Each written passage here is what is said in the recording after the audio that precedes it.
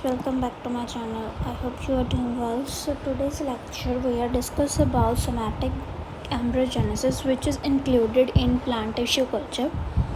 So basically what do you mean by embryogenesis? ਤੁਹਾਨੂੰ embryogenesis ਬਾਰੇ ਕੀ ਪਤਾ? embryogenesis ਹੋ ਗਿਆ ਠੀਕ ਹੈ ਵੀ ਐਮਬਰੀਓ ਡਿਵੈਲਪਮੈਂਟ ਹੈ ਨਾ। ਉਸ ਤੋਂ ਬਾਅਦ ਆਪਾਂ ਨੇ ਕੋਲ ਦੋ ਟਰਮਸ ਆਉਂਦੀਆਂ ਨੇ ਜਿਹਨੂੰ ਇੱਕ ਕਹਿੰਦੇ ਆਪਾਂ ਜ਼ਾਈਗੋਟਿਕ ਐਮਬਰੀਓਜੈਨੇਸਿਸ ठीक है। एक हैगी अपने को सोमैटिक एम्ब्रोजेनेसिस। ਜ਼ਾਈਗੋਟਿਕ ਦੇ ਵਿੱਚ ਆਪਣੇ ਕੋਲ ਮੇਲ ਗੈਮੇਟ ਐਂਡ ਫੀਮੇਲ ਗੈਮੇਟ ਹੋਗਾ, ਬਟ सोमैटिक एम्ब्रोजेनेसिस ਦੇ ਵਿੱਚ ਸਿਰਫ ਇੱਕ ਸੈੱਲ ਹੋਏਗਾ। ਠੀਕ ਹੈ। ਹੁਣ ਦੇਖੋ ਇਸ ਦੀ ਹੁਣ ਉਸ 'ਤੇ ਦੇਖੋ ਕੀ ਕਹਿੰਦੇ ਨੇ ਡੈਫੀਨੇਸ਼ਨ ਇਹ ਆ ਕਿ ਇਹ ਇੱਕ ਪ੍ਰੋਸੈਸ ਹੈ ਜਿਸ ਦੇ ਵਿੱਚ ਕੀ ਹੈ ਵੀ ਜਿਹੜਾ ਐਮਬਰੀਓ ਹੈ ਉਹ ਕਿਹਦੇ ਤੋਂ ਡਰਾਈਵ ਕੀਤਾ ਜਾਂਦਾ ਹੈ, फ्रॉम सिंगल सोमैटिक सैल और a group of somatic cells तो। ठीक है। ये प्लांट सैल्स तो फॉर्मड होंदा है, ना कि ये एम्ब्रियो की फॉर्मेशन दे विच इनवॉल्वड होंदा है। ठीक है। इनू आपां जिहड़ा एम्ब्रियो है उस सोमैटिक एम्ब्रियोजेनेसिस तो द्वारा फॉर्मड होंदा है, तो इनू आपां एम्ब्रियोइड्स भी कहने आ। पहला ये जिहड़ा परफॉर्म से कैरेट दे विच देखा गया सी। ठीक है। ਹੁਣ ਆ ਗਿਆ ਆਪਣੇ ਕੋਲ ਪ੍ਰੋਸੈਸ ਕੀ ਹੈ। ਆਪਣੇ ਕੋਲ ਦੋ ਤਰ੍ਹਾਂ ਦੇ ਮੈਥਡ ਨੇ, ਇੱਕ ਹੈਗਾ ਇੰਡਕਟਿਵ, ਇੱਕ ਹੈਗਾ ਐਕਸਪ੍ਰੈਸਿਵ। ਠੀਕ ਹੈ। ਬਟ ਇਹਨਾਂ ਨੂੰ ਆਪਾਂ ਡਾਇਰੈਕਟ ਔਰ ਇੰਡਾਇਰੈਕਟ ਹੈਗਾ ਆਪਣੇ ਕੋਲ ਇੰਡਕਟਿਵ ਫੇਸ, ਅਤੇ ਐਕਸਪ੍ਰੈਸਿਵ ਫੇਸ ਹੈਗਾ ਜਿਹੜਾ ਉਹ ਹੈਗਾ ਇੰਡਾਇਰੈਕਟ ਫੇਸ। ਹੁਣ ਦੇਖੋ ਦੋ ਫੇਸਿਸ ਦੇ ਵਿੱਚ ਕੀ ਹੁੰਦਾ ਹੈ ਵੀ ਜਿਹੜਾ ਇੰਡਕਟਿਵ ਫੇਸ ਲਗਾ ਲਓ ਜਾਂ ਫਿਰ ਲਗਾ ਲਓ ਡਾਇਰੈਕਟ ਹੈ ਨਾ, ਉਸ ਦੇ ਵਿੱਚ ਕੀ ਹੋਊਗਾ ਵੀ ਜਿਹੜਾ ਇਹ ਫੇਜ਼ ਦੇ ਵਿੱਚ ਜਿਹੜੇ ਸੋਮੈਟਿਕ ਸੈਲਸ ਨੇ ਉਹ ਐਮਬਰੀਓਨਿਕ ਕੰਪੀਟੈਂਸ ਨੂੰ ਐਕਵਾਇਰ ਕਰਨਗੇ ਅਤੇ ਪ੍ਰੋਲੀਫਰੇਟ ਕਰਨਗੇ ਐਜ਼ ਅ ਐਮਬਰੀਓਨਿਕ ਸੈਲਸ। ਅਤੇ ਜਿਹੜਾ ਐਕਸਪ੍ਰੈਸਿਵ ਹੋਊਗਾ ਉਸ ਦੇ ਵਿੱਚ ਆਪਣੇ ਕੋਲ ਦੋ ਹੁੰਦੇ ਨੇ, ਇੱਕ ਹੁੰਦਾ ਡਿਵੈਲਪਮੈਂਟ, ਇੱਕ ਹੁੰਦਾ ਮੈਚੂਰੇਸ਼ਨ। ਠੀਕ ਹੈ। ਹੁਣ ਆ ਗਿਆ ਆਪਣੇ ਕੋਲ ਡਾਇਰੈਕਟ ਫੇਸ ਜਿਹਨੂੰ ਆਪਾਂ ਇੰਡਕਟਿਵ ਫੇਸ ਵੀ ਕਹਿੰਦੇ ਹਾਂ। ਹੁਣ ਇਸ ਦੇ ਵਿੱਚ ਹੁੰਦਾ ਕੀ ਆ ਮੇਨਲੀ ਦੇਖੋ, ਇਹਨਾਂ ਨੇ ਕਿਹਾ ਵੀ ਜਿਹੜਾ ਇਹ ਫੇਸ ਹੈ ਨਾ ਇਸ ਦੇ ਵਿੱਚ ਕੀ ਹੋਊਗਾ ਵੀ ਜਿਹੜੇ ਸੋਮੈਟਿਕ ਸੈਲਸ ਨੇ ਉਹ ਐਮਬਰੀਓਨਿਕ ਕੰਪੀਟੈਂਸ ਨੂੰ ਐਕਵਾਇਰ ਕਰਨ ਅਤੇ ਪ੍ਰੋਲੀਫਰੇਟ ਕਰਨਗੇ ਐਜ਼ ਅ ਐਮਬਰੀਓਨਿਕ ਸੈਲਸ। ਠੀਕ ਹੈ। ਐਜ਼ ਅ ਆਕਸੀਨ ਪਾਰਟੀਕੂਲਰ 2,4-D ਹੁੰਦੇ ਨੇ ਜੋ ਕਿ ਜਨਰਲੀ ਕੀ ਕਰਨਗੇ ਐਮਬਰੀਓਜੈਨੇਸਿਸ ਨੂੰ ਇੰਡਿਊਸ ਕਰਨਗੇ, ਜਿਸ ਨਾਲ ਕਿ ਜਿਹੜਾ ਪ੍ਰੋ ਐਮਬਰੀਓਜੈਨਿਕ ਮਾਸਸ ਨੇ ਨਾ ਉਹ ਫੋਰਮਡ ਹੋ ਜਾਏਗਾ। ਹੁਣ ਜਿਵੇਂ ਆਪਣੇ ਕੋਲ ਮਾਸ ਆਫ ਸੈਲਸ ਹੈ, ਉਹਨਾਂ ਨੂੰ ਜਦੋਂ ਆਪਾਂ ਕੋਈ ਵੀ ਚੀਜ਼ ਪਾਵਾਂਗੇ, ਜੇ ਆਕਸੀਜਨ ਪਾਵਾਂਗੇ ਤਾਂ ਰੂਟ ਡਿਵੈਲਪ ਹੋਏਗੀ, ਸਾਈਟੋਸਿਨ ਪਾਵਾਂਗੇ ਤਾਂ ਇਹਨੇ ਸ਼ੂਟ ਡਿਵੈਲਪ ਹੋਏਗੀ। ਐਵੇਂ ਇਹ ਇੱਕ ਮਾਸ ਆਫ ਐਮਬਰੀਓਨਿਕ ਬਣ ਜਾਏਗਾ। ਜਦੋਂ ਇਹਨੂੰ ਆਪਾਂ ਇੱਕ ਵਾਰੀ ਮੀਡੀਆ ਦੇ ਵਿੱਚ ਪਾਤਾ ਜਿੱਥੇ ਕਿ ਆਕਸੀਜਨ ਦੀ ਜਿਹੜੀ ਵੈਲਿਊ ਹੈ, ਜਾਂ ਤਾਂ ਆਕਸੀਜਨ ਦਈਏ ਨਾ, ਜੇ ਦਈਏ ਤਾਂ ਬਹੁਤ ਲੋ ਕੁਆਂਟਿਟੀ ਦੇ ਵਿੱਚ। ਠੀਕ ਹੈ। ਤਾਂ ਜਿਹੜੇ ਇਹ ਸੈਲਸ ਨੇ ਇਹ ਸਟਾਰਟ ਕਰ ਦੇਣਗੇ ਡਿਵੈਲਪ ਕਰਨਾ ਕਿਸ ਦੇ ਵਿੱਚ, ਮੈਚਿਓਰ ਐਮਬਰੀਓਜ਼ ਦੇ ਵਿੱਚ। ਇਸ ਕਰਕੇ ਜਿਹੜਾ ਫॉर ਕੈਲਸ ਇੰਡਕਸ਼ਨ ਦੇ ਵਿੱਚ ਕੀ ਆ MS ਮੀਡੀਆ ਜਿਹੜਾ ਕਿ ਸਪਲੀਮੈਂਟ ਹੈ। ਹੁਣ ਆਪਣੇ ਮੇਨਲੀ ਜਿਹੜਾ ਆਪਾਂ ਨਿਊਟ੍ਰੀਐਂਟ ਯੂਜ਼ ਕਰਦੇ ਹੁੰਦੇ ਹਾਂ ਨਾ, ਨਿਊਟ੍ਰੀਐਂਟ ਮੀਡੀਆ ਜਿਹਨੂੰ ਪਲਾਂਟਸ ਲਈ, ਉਹ ਹਮੇਸ਼ਾ MS ਮੀਡੀਆ ਹੁੰਦਾ। ਜਦੋਂ ਆਪਾਂ MS ਮੀਡੀਆ ਪ੍ਰੋਵਾਈਡ ਕਰਾਂਗੇ ਨਾ ਬਹੁਤ ਸਾਰੇ ਡਿਫਰੈਂਟ ਕੰਸਨਟ੍ਰੇਸ਼ਨਸ ਨਾਲ, ਦੈਨ ਉਹ ਹੌਲੀ ਹੈ ਨਾ ਕੈਲਸ ਦੀ ਜਿਹੜੀ ਪਰਸੈਂਟੇਜ ਹੈ ਇੰਡਕਸ਼ਨ ਜਿਹੜੀ ਹੈਗੀ ਉਹ ਵਧਣੀ ਸ਼ੁਰੂ ਹੋ ਜਾਊਗੀ। ਹੁਣ ਆ ਗਿਆ ਆਪਣੇ ਕੋਲ ਇੰਡਾਇਰੈਕਟ ਫੇਜ਼ ਦੇ ਵਿੱਚ ਕੀ ਹੁੰਦਾ, ਆਪਣੇ ਕੋਲ 4 ਸਟੇਜਸ ਹੁੰਦੇ ਨੇ, ਇੱਕ ਹੈਗਾ ਗਲੋਬੂਲਰ, ਇੱਕ ਹੈਗੀ ਹੈ ਹਾਰਟ, ਤੀਜਾ ਹੈਗਾ ਟੋਰਪੀਓਡਿਓ। ਠੀਕ ਹੈ। ਚੌਥਾ ਹੈਗਾ ਕੋਟਿਲਿਟਨਰੀ ਸਟੇਜ ਹੈ ਨਾ। ਹੁਣ ਦੇਖੋ ਐਕਸਪ੍ਰੈਸਿਵ ਦੇ ਵਿੱਚ ਵੀ ਆਪਣੇ ਕੋਲ ਦੋ ਨੇ, ਇੱਕ ਹੈਗਾ ਡਿਵੈਲਪਮੈਂਟ, ਇੱਕ ਹੈਗਾ ਮੈਚੂਰੇਸ਼ਨ। ਡਿਵੈਲਪਮੈਂਟ ਦੇ ਵਿੱਚ ਕੀ ਆ 3 ਸਟੇਜਸ ਆਉਣਗੇ, ਜਿਹਦੇ ਵਿੱਚ ਕੀ ਆ ਗਲੋਬੂਲਰ ਸਟੇਜ ਆਊਗੀ, ਹਾਰਟ ਸਟੇਜ ਆਊਗੀ ਅਤੇ ਟੋਰਪੀਓਡਿਓ ਸਟੇਜ ਆਊਗੀ। ਇਸ ਦੇ ਵਿੱਚ ਕੀ ਹੈ ਵੀ ਇਹਨਾਂ ਨੇ ਕਿਹਾ ਹੈ ਦੇਖੋ ਨੇ ਇਹਦੀ ਗਲੋਬੂਲਰ ਸ਼ੇਪ ਹੈ ਨਾ, ਸਟਰਕਚਰ ਵੀ ਐਮਬਰੀਓ ਗੋਲ ਹੈ, ਰਾਊਂਡ ਹੈ, ਅਤੇ ਸੈਲੂਲਰ ਬਹੁਤ ਸਾਰੇ ਸੈਲਸ ਦੀ ਸਟਰਕਚਰ ਹੈ। ਇਸ ਦੇ ਵਿੱਚ ਇਹਨਾਂ ਨੇ ਇਹ ਕਿਹਾ ਵੀ ਜਿਹੜਾ ਆਕਸੀਜਨ ਹੈ ਉਹ ਰਿਮੂਵਡ ਹੋ ਜਾਂਦਾ, ਕਿਉਂਕਿ ਜਦੋਂ ਆਪਾਂ ਕੰਟੀਨਿਊਸਲੀ ਆਕਸੀਜਨ ਨੂੰ ਯੂਜ਼ ਕਰਾਂਗੇ ਨਾ ਤਾਂ ਉਹ ਇਨਹਿਬਿਟ ਕਰ ਦੇਗਾ ਐਮਬਰੀਓਜੈਨੇਸਿਸ ਨੂੰ। ਦੈਨ ਉਸ ਤੋਂ ਬਾਅਦ ਥੋੜ੍ਹਾ ਟਾਈਮ ਬਾਅਦ ਹਾਰਟ ਸ਼ੇਪ ਹੋਊਗਾ ਜਿਹਨੂੰ ਆਪਾਂ ਕਹਿੰਦੇ ਹਾਂ ਬਾਇਲੇਟਰਲ ਸਿਮੈਟਰੀ।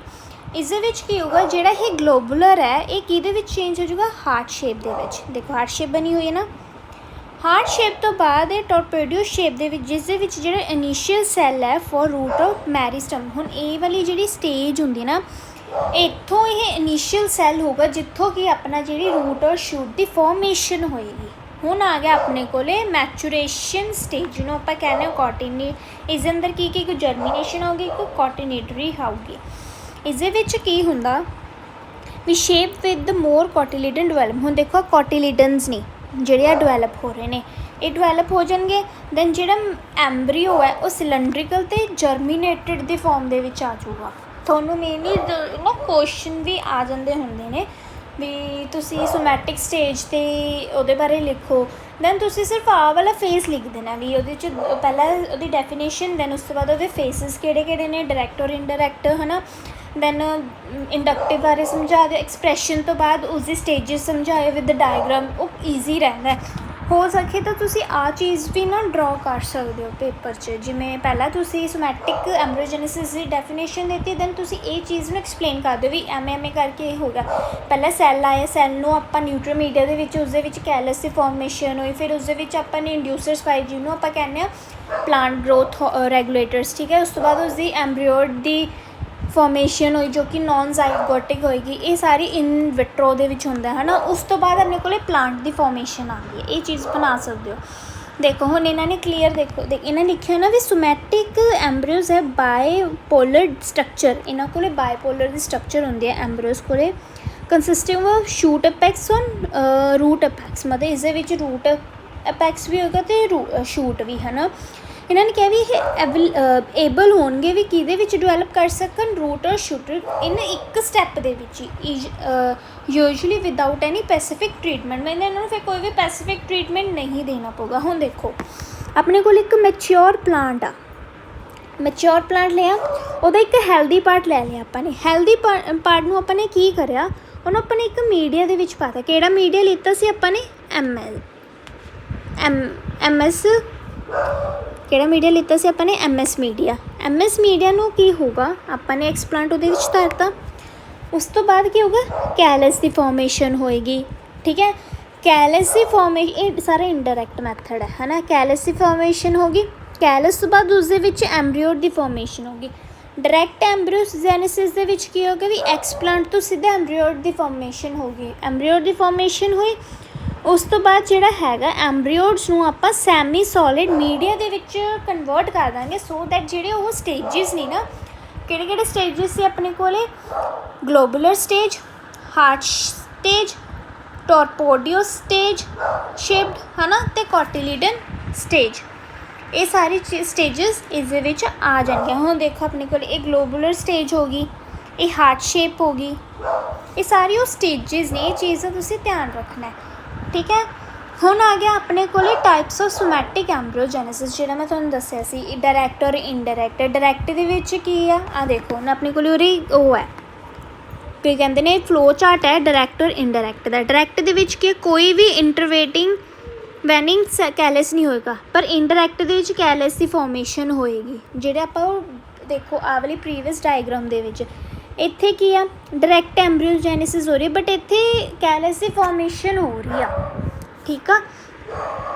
ਦੈਨ ਉਸ ਤੋਂ ਬਾਅਦ ਆ ਗਿਆ ਆਪਣੇ ਕੋਲੇ ਗਲੋਬੂਲਰ ਸਟੇਜ ਆਊਗੀ, ਗਲੋਬੂਲਰ ਸਟੇਜ ਆ ਗਈ। ਇਹ ਸਾਰੀ ਇੱਥੇ ਤੱਕ ਜਿਹੜਾ ਸਟੈਪ ਹੈਗਾ ਉਹ ਸੇਮ ਹੈ, ਬਟ ਸਿਰਫ ਕੀ ਫਰਕ ਹੈ, ਡਾਇਰੈਕਟ ਦੇ ਵਿੱਚ ਕੀ ਹੋਊਗਾ, ਕੈਲਸ ਦੀ ਫੋਰਮੇਸ਼ਨ ਹੀ ਹੋਗੀ, ਸਿੱਧਾ ਕਿਹਦੀ ਫੋਰਮੇਸ਼ਨ ਹੋਏਗੀ, ਐਮਬਰੀਓਡ ਫੋਰਮੇਸ਼ਨ, ਠੀਕ ਆ।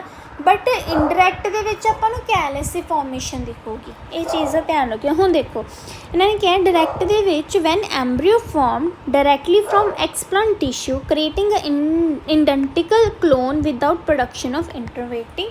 ਡਾਇਰੈਕਟ ਦੇ ਵਿੱਚ ਉਹੀ ਹੈ ਨਾ ਵੀ ਜਦੋਂ ਆਪਾਂ ਨੇ ਐਕਸਪਲਾਂਟ ਤੋਂ ਸਿੱਧਾ ਹੀ ਉਹਦਾ ਇਡੈਂਟੀਕਲ ਕਲੋਨ ਬਣਾਤਾ ਕਿਸੇ ਵੀ ਕਿਸ ਤੋਂ ਬਿਨਾਂ, ਉਸਦੇ ਇੰਟਰਵੇਟਿੰਗ ਕੈਲਸ ਤੋਂ ਬਿਨਾਂ। ਇਨਡਾਇਰੈਕਟ ਦੇ ਵਿੱਚ ਕੀ ਹੋਊਗਾ, when explant produces undifferentiated mass of cells which is maintained or differentiated into embryos। ਇਹਨਾਂ ਨੇ ਕਿਹਾ ਜਦੋਂ ਆਪਾਂ ਐਕਸਪਲਾਂਟਸ ਨੂੰ ਕਿਸੇ ਵਿੱਚ ਕਦੋਂ ਪ੍ਰੋਡਿਊਸ ਕਰਾਂਗੇ, ਅਨਡਿਫਰੈਂਸ਼ੀਏਟਿਡ ਮਾਸ ਦੇ ਵਿੱਚ, ਜਿਹਨੂੰ ਆਪਾਂ ਕੈਲਸ ਕਹਿੰਦੇ ਆ, ਹੈ ਨਾ। ਉਹ ਕੀ ਕਰੂਗਾ, ਉਹ ਮੇਨਟੇਨ ਕਰੂਗਾ ਜਾਂ ਉਹਨੂੰ ਡਿਫਰੈਂਸ਼ੀਏਟ ਕਰੂਗਾ ਕਿਸ ਦੇ ਵਿੱਚ, ਐਂਬਰੀਓ ਦੇ ਵਿੱਚ। ਸੋ ਦੈਟ ਉਹਨੂੰ ਫਿਰ ਆਪਾਂ ਪੈਸੀਫਿਕ ਗਰੋਥ ਰੈਗੂਲੇਟਰਸ ਵੀ ਦੇਵਾਂਗੇ, ਕਲਚਰ ਦੀ ਕੰਡੀਸ਼ਨਸ ਨੂੰ ਵੀ ਰਿਕੁਆਇਰਡ ਰੱਖਾਂਗੇ, ਵੀ ਉਹਨੂੰ ਮੇਨਟੇਨ ਕਰਕੇ ਰੱਖਾਂਗੇ ਕਲਚਰ ਨੂੰ, ਸੋ ਦੈਟ ਕੈਲਸੀ ਫੋਰਮੇਸ਼ਨ ਹੋ ਜੇ। ਬਟ ਡਾਇਰੈਕਟ ਦੇ ਵਿੱਚ ਕੁਛ ਨਹੀਂ ਹੈਗਾ, ਉਹ ਸਿੱਧਾ ਐਕਸਪਲਾਂਟ ਤੋਂ ਆਪਾਂ ਐਂਬਰੀਓ ਦੀ ਫੋਰਮੇਸ਼ਨ ਕਰਤੀ, ਬਸ ਇੰਨਾ ਕੁ ਫ਼ਰਕ ਹੈ। ਹੁਣ ਐਗਜ਼ਾਮਪਲ ਦੇਖ ਲਓ, ਇਹ ਜ਼ਰੂਰੀ ਹੈ, ਮਤਲਬ ਕੁਐਸਚਨ ਆ ਸਕਦਾ ਵੀ ਤੁਸੀਂ ਇਹਦੀ ਐਗਜ਼ਾਮਪਲ ਵੀ ਲਿਖੋ ਪਲੱਸ ਇਹਦੀ ਕਮਰਸ਼ੀਅਲ ਐਪਲੀਕੇਸ਼ਨ ਬਾਰੇ ਵੀ ਲਿਖੋ। ਡਾਇਰੈਕਟ ਦੇ ਵਿੱਚ ਕਿਹਦੀ ਆਪਾਂ ਦੇਖੋ, ਇਹਨਾਂ ਨੇ ਲਿਖਿਆ ਵੀ ਸੋਮੈਟਿਕ ਕਾਫੀ ਆ, ਇਹ ਪਲਾਂਟਸ ਨੇ ਜਿਨ੍ਹਾਂ ਦੀ ਡਾਇਰੈਕਟ ਐਂਬਰੀਓਜੈਨੇਸਿਸ ਹੋ ਗਈ। ਇਨਡਾਇਰੈਕਟ ਦੇ ਵਿੱਚ ਆ ਗਈ ਆਪਣੇ ਕੋਲੇ ਐਸਪੈਰਸ ਗੈਰਸ, ਹੈ ਨਾ, ਇਹ ਸਾਰੀ ਉਹ ਹੋ ਗਏ, ਤੁਸੀਂ ਯਾਦ ਰੱਖ ਲਿਓ। ਹੁਣ ਆ ਗਿਆ ਆਪਣੇ ਕੋਲੇ ਫੈਕਟਰਸ ਕਿਹੜੇ ਅਫੈਕਟ ਕਰਨਗੇ। ਫੈਕਟਰਸ ਦੇ ਵਿੱਚ ਕੀ ਆ, ਪਹਿਲਾ ਹੈਗਾ ਕਰੈਕਟਰ ਆਫ ਐਕਸਪਲਾਂਟ, ਮਤਲਬ ਐਕਸਪਲਾਂਟ ਦੇ ਕੀ ਕਰੈਕਟਰਸ ਹੋਣ, ਮਤਲਬ ਜਿਹੜਾ ਐਕਸਪਲਾਂਟ ਹੈ ਉਹ ਯੂਟੀਲਾਈਜ਼ਡ ਹੋਵੇ, ਉਹਦੀ ਕਰੈਕਟ ਡਿਵੈਲਪਮੈਂਟ ਹੋਵੇ, ਠੀਕ ਆ, ਅਤੇ ਸੋ ਦੈਟ ਉਹ ਇਨੀਸ਼ੀਏਟ ਕਰ ਸਕਦੇ ਦਾ ਕ੍ਰੂਸ਼ੀਅਲ ਸਟੈਪ ਐਂਬਰੀਓਜੈਨੇਸਿਸ ਦਾ, ਕਿਹੜਾ, ਜਿੱਥੇ ਕੈਲਸੀ ਫੋਰਮੇਸ਼ਨ ਹੋਏਗੀ, ਹੈ ਨਾ। ਫਿਰ ਉਸ ਤੋਂ ਬਾਅਦ ਆਪਣੇ ਕੋਲ ਕਿਹੜੇ ਆ ਗਏ ਵੀ ਇਮੈਚਿਓਰ ਨਾ ਹੋਵੇ, ਹੈ ਨਾ, ਕਿਹੜੇ ਆਪਾਂ ਇਮੈਚਿਓਰ ਵੇਰੀਅਸ ਟਾਈਪ ਐਕਸਪਲਾਂਟ ਯੂਜ਼ਡ ਇਨ, ਆਪਾਂ ਐਕਸਪਲਾਂਟਸ ਕਿਹੜੇ ਯੂਜ਼ ਕਰ ਰਹੇ ਹਾਂ, ਹੈ ਨਾ, ਇਹ ਸਾਰੀਆਂ ਚੀਜ਼ਾਂ ਹੋ ਗਈ, ਇਹ ਤੁਸੀਂ ਪੜ੍ਹ ਲਿਓ। ਹੁਣ ਆ ਗਿਆ ਆਪਣੇ ਕੋਲ ਪਲਾਂਟ ਗਰੋਥ, ਓਬਵੀਅਸ ਹੈ ਨਾ, ਵੀ ਪਲਾਂਟ ਗਰੋਥ ਆਪਾਂ ਨੇ ਉਹ ਚੀਜ਼ ਕਰਨੀ ਹੈ, ਦੇਖੋ ਕੰਟੀਨਿਊ ਸਪਲਾਈ ਡਿਵਾਈਡ ਵਿਦਆਊਟ ਦ ਐਮਪੀਰੀਅਸ, ਸੋ ਇਹ ਸਾਰੀਆਂ ਚੀਜ਼ਾਂ ਨੇ। ਫਿਰ ਆ ਗਿਆ ਸਾਈਟੋਸਿਨ, ਵੀ ਉਹਦੇ ਗਰੋਥ ਦੇ, ਫਿਰ ਨਾਈਟ੍ਰੋਜਨ ਸੋਰਸਿਸ ਆ ਗਏ। ਫਿਰ ਚੌਥਾ ਆ ਗਿਆ ਅਦਰਸ, ਜਿਵੇਂ ਲਾਈਟ, ਜਨਰਲੀ ਜਿਹੜੀ ਲਾਈਟ ਹੋਵੇ ਉੱਥੇ, ਸੋ ਦੈਟ ਐਂਬਰੀਓਜੈਨੇਸਿਸ ਹੋ ਸਕੇ, ਟੈਂਪਰੇਚਰ ਫੇਵਰੇਬਲ ਹੋਵੇ। ਹੁਣ ਪੈਰਾਮੀਟਰਸ ਕੀ ਨੇ, pH ਹਮੇਸ਼ਾ 5 ਤੋਂ 6 5.6 to 5.8 ਹੋਵੇ, ਟੈਂਪਰੇਚਰ 26 to 28 ਹੋਵੇ, ਹਿਊਮਿਡਿਟੀ 40 ਤੋਂ 80% ਹੋਵੇ, ਲਾਈਟ ਇੰਟੈਂਸਿਟੀ ਅਤੇ ਲਾਈਟ ਡਿਊਰੇਸ਼ਨ, ਇਹ ਸਾਰੀਆਂ ਨਾ ਚੀਜ਼ਾਂ ਦਾ ਧਿਆਨ ਰੱਖਣਾ ਪੈਂਦਾ ਜਦੋਂ ਆਪਾਂ ਨੇ ਪਲਾਂਟ ਨੂੰ ਗਰੋਥ ਕਰਾਉਣਾ ਹੁੰਦਾ।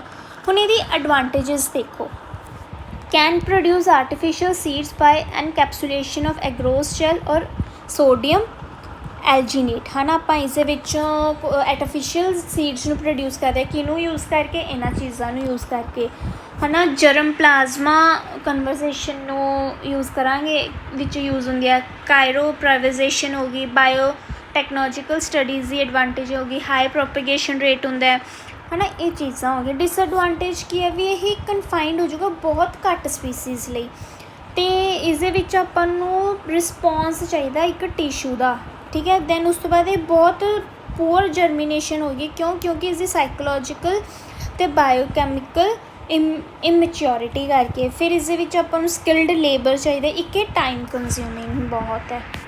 ਹੁਣ ਇਹਦਾ ਡਿਫਰੈਂਸ ਦੇਖੋ, ਉਹਦਾ ਜ਼ਾਈਗੋਟਿਕ ਦਾ ਅਤੇ ਐਂਬਰੀਓ।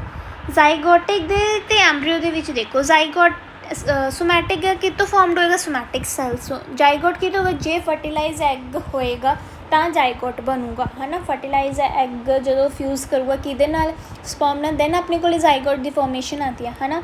ਕਿਹਦੇ ਨਾਲ ਕਵਰਿੰਗ ਹੋਏਗੀ, ਕੋਈ ਕਵਰਿੰਗ ਨਹੀਂ ਹੋਊਗੀ, ਬਟ ਇਸ ਦੇ ਵਿੱਚ ਸੀਡ ਕੋਟ ਦੀ ਕਵਰ ਹੁੰਦਾ। ਦੈਨ ਆਊਟਪੁੱਟ ਕੀ ਹੋਊਗਾ, ਓਨਲੀ ਫਾਰਮ ਐਂਬਰੀਓ, ਇਹ ਸਿਰਫ ਔਰ ਸਿਰਫ ਐਂਬਰੀਓ ਨੂੰ ਫਾਰਮ ਕਰੂਗਾ, ਪਰ ਜਾਈਗੋਟ ਜਿਹੜਾ ਸੀਡ ਨੂੰ ਫਾਰਮ ਕਰਦਾ। Name of plant land weak ਹੋਵੇ, ਬਟ ਜਾਈਗੋਟ ਤਾਂ ਹੈਲਦੀ ਹੁੰਦਾ। ਅਲਾਈਕ ਮਤਲਬ ਆਪਾਂ ਮਦਰ ਪਲਾਂਟ ਲੈ, ਇਹ ਮਦਰ ਪਲਾਂਟ ਵਾਂਗੂ ਨਹੀਂ ਹੋਏਗਾ।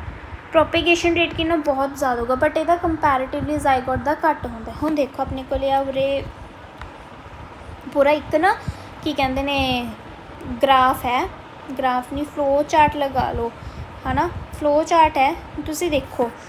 ਹੁਣ ਆਪਣੇ ਕੋਲ ਜਿਹੜਾ ਦੇਖੋ, ਮੈਂ ਤੁਹਾਨੂੰ ਦਿਖਾਉਂਦੀ ਹਾਂ ਕਿੱਥੋਂ, ਹਾਂ ਆਪਣੇ ਕੋਲ ਮਦਰ ਟਰੀ ਆਇਆ, ਦੇਖੋ ਆ ਮਦਰ ਟਰੀ ਆ ਗਿਆ। ਫਸਟ ਸਟੈਪ, ਮਦਰ ਟਰੀ ਤੋਂ ਆਪਾਂ ਨੇ ਲੀਫ ਦੀ ਐਕਸਪਲਾਂਟ ਲੈ ਲਈ, ਮਤਲਬ ਆਪਣਾ ਲੀਫ ਵਾਲਾ ਇੱਕ ਆਪਾਂ ਨੇ ਪਾਰਟ ਲੈ ਲਿਆ ਉਹਨੂੰ, ਠੀਕ ਹੈ। ਫਿਰ ਉਹਨੂੰ ਐਂਬਰੀਓਜੈਨਿਕ ਕੈਲਸ ਦੇ ਵਿੱਚ ਉਹ ਕਰਿਆ। ਫਿਰ ਇਸ ਦੇ ਵਿੱਚ ਕੀ ਹੋਊਗਾ, ਸੈੱਲ ਦੀ ਮਲਟੀਪਲੀਕੇਸ਼ਨ ਹੋਏਗੀ, ਜਿਵੇਂ ਸੈਲਸ ਕਲਮਸ ਬਣਨਗੇ, ਫਿਰ ਇੰਡਿਊਸ ਸੈਲਸ ਹੋਣਗੇ, ਠੀਕ ਹੈ। ਫਿਰ ਉਸ ਤੋਂ ਬਾਅਦ ਇਸ ਦੇ ਵਿੱਚ ਗਲੋਬੂਲਰ ਸਟੇਜ ਬਣੂਗੀ, ਫਿਰ ਹਾਰਟ ਸ਼ੇਪ ਸਟੇਜ ਬਣੂਗੀ, ਫਿਰ ਟੋਰਪੇਡੋ ਸਟੇਜ ਬਣੂਗੀ, ਫਿਰ ਜਾ ਕੇ ਕਿਤੇ ਇਸਦੀ ਕੋਟਿਲੀਡਨ ਸਟੇਜ ਬਣੂਗੀ, ਠੀਕ ਹੈ। ਇਹ ਸਾਰੀ ਜਦੋਂ ਸੈੱਲ ਮਲਟੀਪਲੀਕੇਸ਼ਨ ਤੋਂ ਬਾਅਦ ਐਂਬਰੀਓ ਦੀ ਡਿਫਰੈਂਸ਼ੀਏਸ਼ਨ ਹੋਗੀ ਇੱਥੇ ਤੱਕ, ਉਸ ਤੋਂ ਬਾਅਦ ਕੀ ਹੁੰਦਾ, ਕੋਟਿਲੀਡਨ ਤੋਂ ਬਾਅਦ ਜਿਹੜੀ ਪ੍ਰੀ ਜਰਮੀਨੇਸ਼ਨ ਟੈਂਪਰੇਰੀ ਇਮਰਜਨ ਇਨ ਬਾਇਓਰੈਕਟਰ, ਉਸ ਤੋਂ ਬਾਅਦ ਕੀ ਹੋਊਗਾ, ਇਹਨੂੰ ਆਪਾਂ ਇੱਕ ਛੋਟੇ ਛੋਟੇ ਪਲਾਂਟਸ ਦੇ ਵਿੱਚ ਰੱਖ ਦਾਂਗੇ, ਛੋਟੇ ਛੋਟੇ ਬਾਕਸ ਹੁੰਦੇ ਉਹਨਾਂ ਦੇ ਵਿੱਚ ਕਿਉਂਕਿ ਛੋਟੇ ਛੋਟੇ ਪੌਦੇ ਉੱਗ ਜਾਂਦੇ ਨੇ ਇਹਦੇ ਵਿੱਚ। ਫਿਰ ਉਸ ਤੋਂ ਬਾਅਦ ਇਹਨੂੰ ਆਪਾਂ ਮਤਲਬ ਬਾਹਰ ਇਹਨੂੰ ਆਪਾਂ ਫਿਰ ਡਾਇਰੈਕਟ ਸੋ ਕਰ ਸਕਦੇ ਹਾਂ ਮਿੱਟੀ ਦੇ ਵਿੱਚ। ਇਹ ਸਾਰਾ ਹੈਗਾ ਆਪਣਾ ਸੋਮੈਟਿਕ ਐਂਬਰੀਓਜੈਨੇਸਿਸ। ਤੁਸੀਂ ਇਹ ਚੀਜ਼ ਨਾ ਐਵੇਂ ਐਕਸਪਲੇਨ ਕਰ ਦਿਓ, ਅਗਰ ਤੁਹਾਡੇ ਕੋਲ ਲਾਸਟ ਟਾਈਮ ਦੇ ਵਿੱਚ ਟਾਈਮ ਨਾ ਬਚੇ then you can explain this. I hope you like this video. If you like this video, please like my video, share my video with your friends. I hope you understand my language. If you have any doubt in this topic, please let me know. Thank you.